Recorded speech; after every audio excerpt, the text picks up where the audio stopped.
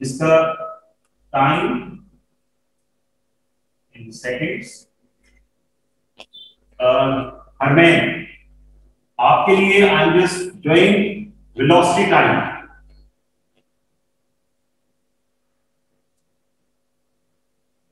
Meters per second. Okay, I'm doing this velocity time graph. Let's suppose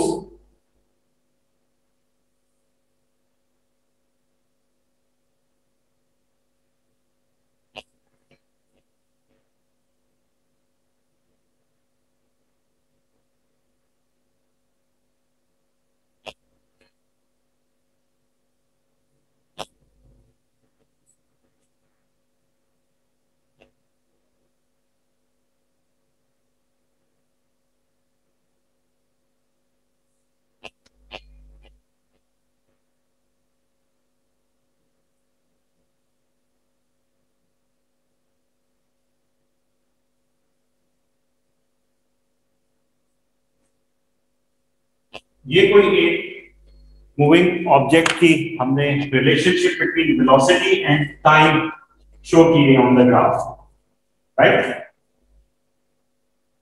Can you tell me what is the initial velocity of this moving object?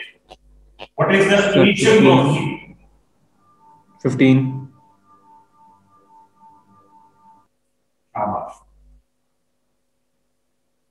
What is the final velocity? 0.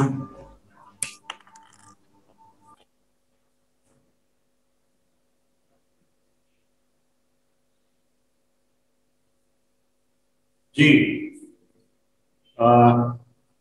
Hadia, why we can say that the final velocity is 0? Because sir वो नीचे rest पे आ गया। Because वो इधर base पे आ गया और इसकी velocity 0। ठीक है, शाबाश, good. Okay, if somebody asks you to determine the acceleration,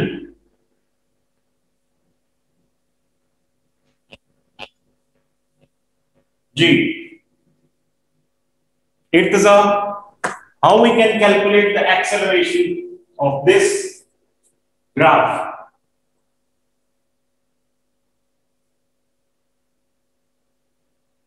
या कोई और बच्चा?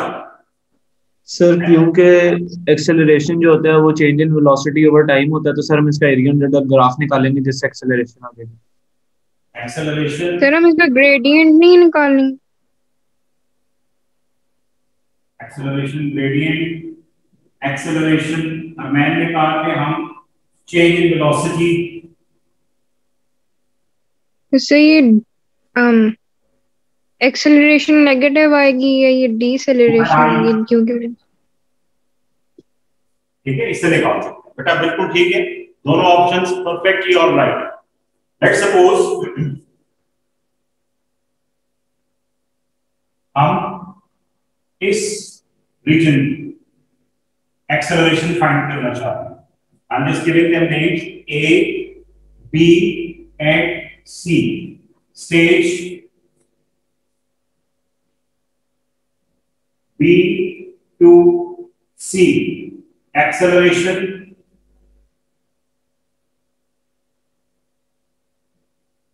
question mark। All right, B से C तक हम दोनों तरीकों से, ग्रेडियंट से भी ऑफ दिस ग्राफ और change in velocity over time से भी एक्सेलरेशन फाइंड कर सकते हैं, बिल्कुल कर सकते हैं। आज हम दोनों तरीकों से करके देखते हैं। इनिशियल वेलोसिटी यहाँ पे क्या है sir? 15। 15। Final velocity 0, right? Time कितना है? 8 seconds।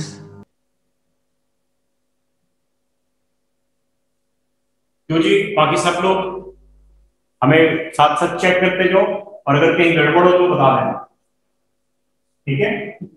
Now change in velocity over time इस फॉर्मूले से A is equals to 0 minus 15 over 8 and A is equals to minus 1.5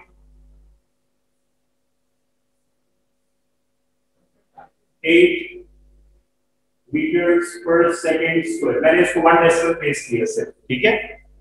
जब आपने इसको सिंप्लीफाई किया, you will get acceleration is equals to minus 1.8 metre पर सेकेंड स्क्वायर। देखो logic बन रही है इसकी, नेगेटिव आ रहा है, माइनस का मतलब होता है डी एक्सेलरेशन। सो ये एक्सेलरेट हो रहा है या डी एक्सेलरेट हो रहा है? डी एक्सेलरेट हो रहा है। ठीक हो गया, ये आ गया। ये हमने कैसे किया? कैलकुलेशन मेथड से हमने इक्वेशन पहली वाली यूज करते हुए फाइंड किया। आओ इसको ग्रेडियंट से भी करके देखते हैं। कोई बच्चा मुझे बताएगा what is gradient? Sir rise over run को ग्रेडियंट कहेंगे, और ये चूंकि ये लाइन स्लोप कर रही है इस डायरेक्शन में, इसका ग्रेडियंट नेगेटिव ही होगा। Okay, that is y2 minus y1 over x2 minus x1। यही होता है बेटा ग्रेडियंट। Yes sir. इस पॉइंट के कोऑर्डिनेट्स क्या हो जाएंगे और इस पॉइंट के कोऑर्डिनेट्स क्या हो जाएंगे? इसके होंगे 15 और 10 एंड 15। पहले x आता है फिर y, और इधर x एंड y लिखते हैं। x is 18, y is 0। बेटा ठीक लिखे मैंने कोऑर्डिनेट्स? आ जाए। फिर आपकी राइटिंग बहुत छोटी है, माइक्रोस्कोप पे है, यहाँ से लग रही है स्क्रीन से। ऑल राइट, मैं इसको थोड़ा बड़ा करने की कोशिश करता हूँ। 10 and 15, 18 and 0। Okay, yes sir. y2 minus y1, y2 कितना है इसमें? This, if I'm considering this as 1, this is 2, y2 0 minus 15 over x2 is 18 minus 10 10 10। चलेंगे, कितना आ गया? 15 minus 15 over 8, that is minus 1.87 7 meters per second। Sir 5 भी आएगा। दोनों का सेम आ रहा है, कोई फर्क नहीं है, ग्रेडियंट से भी इक्वेशन से भी।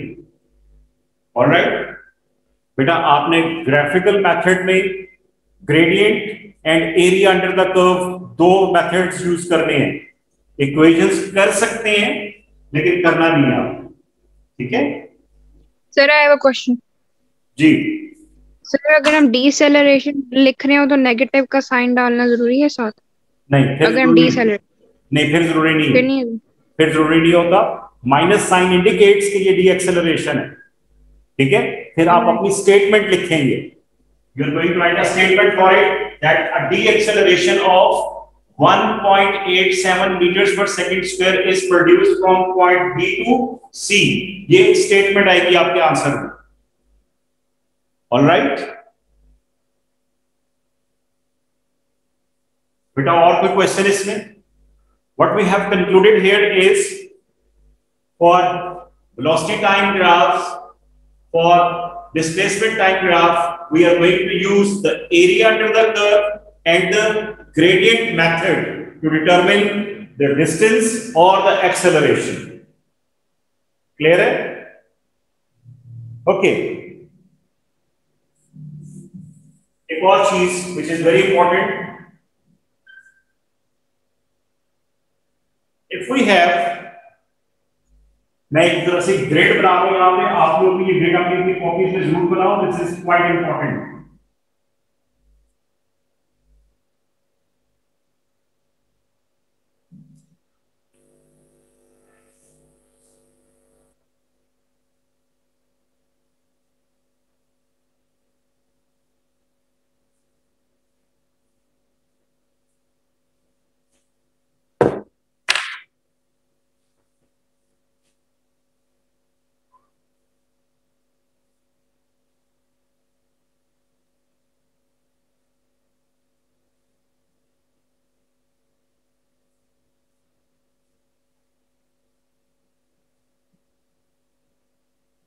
if we have a graph like displacement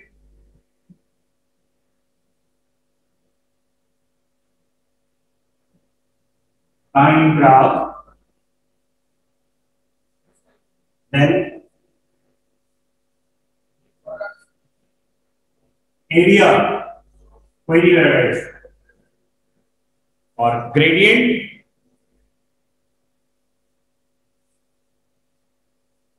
चलिए यहां से हम स्टार्ट करते हैं जो हमने अभी किए वेलोसिटी टाइम्स में आपको सिखा velocity time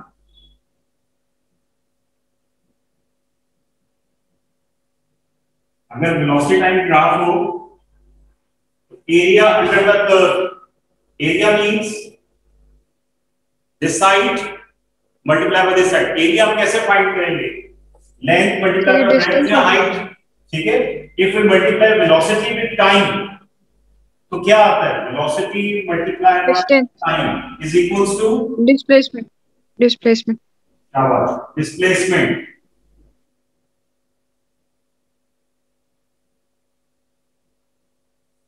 so for velocity time graph area will give us displacement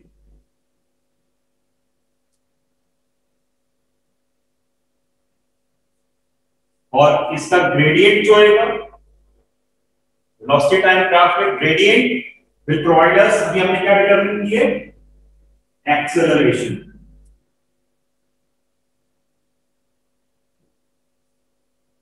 ठीक है बेटा और अगर ये डिस्प्लेसमेंट टाइम ग्राफ होता एरिया से हमें कुछ ना मिलता और अगर हम डिस्प्लेसमेंट टाइम का ग्रेडियंट लेते तो हमें वेलोसिटी आ जाती वेलोसिटी मिलती ठीक है बेटा नोट करने की ये बात है कि डिस्प्लेसमेंट टाइम ग्राफ में एरिया से कुछ नहीं मिलता ग्रेडियंट से नेक्स्ट वाली डिस्प्लेसमेंट से अगला वेलोसिटी है वो मिल जाएगा और वेलोसिटी टाइम में ग्रेडियंट से हमें वेलोसिटी से नेक्स्ट यानी एक्सेलरेशन मिलती है ये चीजें आपने याद रखनी you can make a grade graph और एरिया और ग्रेडियंट से क्या कुछ मिल ठीक है बेटा इसको नोट करो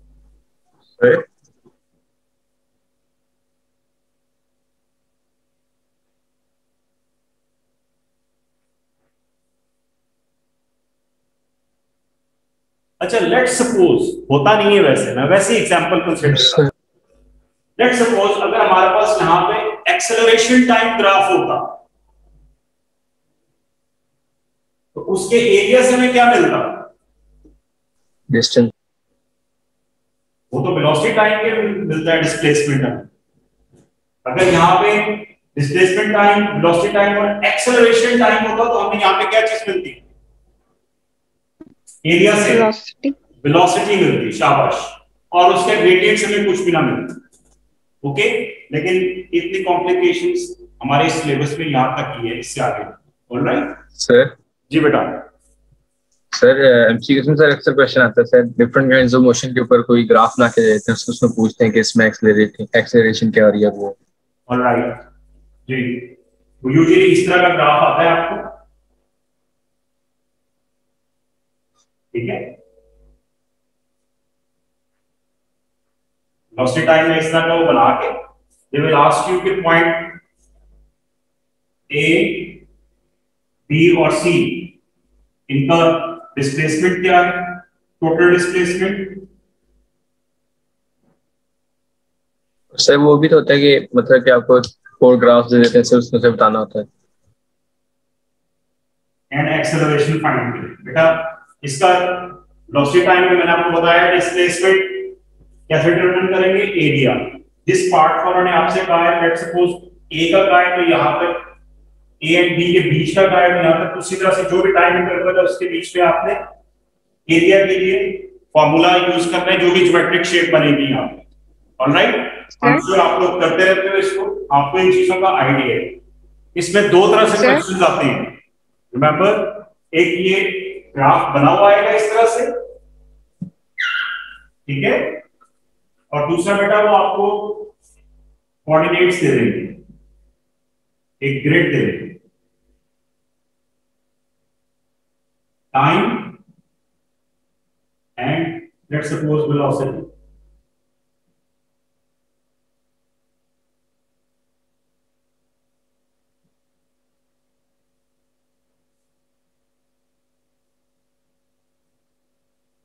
And so on. Further analysis. They will ask you to plot the graph for it and determine displacement and acceleration at different intervals. ठीक है, ये इस तरह के दो तरह के क्वेश्चंस यहाँ पे आ सकते होते हैं, एक ग्राफ बना हुआ या एक आपको कोऑर्डिनेट्स देके they will ask you the questions. जी समरीत, मैं पूछ रही थी कभी कभार ऐसा नहीं हो सकता वो खुद ही इंफॉर्मेशन देंगे से किसी व्हीकल के बारे में और उसकी जर्नी डिस्क्राइब करेंगे और हमें उसका ग्राफ बनाना होगा लाइकवाइज? हाँ, ये इसी तरह की वो वैल्यूज दे सकते हैं, ठीक है, और साथ में वो थोड़ी सी एक्सप्लेनेशन दे दें उसकी, ये भी हो सकता है। और अगर वो स्पेसिफिकली पूछ ले sir what is the acceleration at से t इक्वल्स टू 12, ऐसा आ सकता है? देखो बेटा, अगर ग्राफ में है तो मैंने आपको बताया आपने एरिया और ग्रेडियंट यूज करना है, और अगर वर्ड प्रॉब्लम्स में है तो आपके पास इक्वेशंस हैं, you can easily use those equations, ठीक है, डेटा बना के इनिशियल वेलोसिटी क्या है, टाइम क्या है, फाइनल वेलोसिटी क्या है, and you can determine the acceleration for that, ठीक है। तो अगर वर्ड प्रॉब्लम है तो उसको इक्वेशन से सॉल्व करो, ग्राफिकल रिप्रेजेंटेशन है तो use area and gradient for that graph.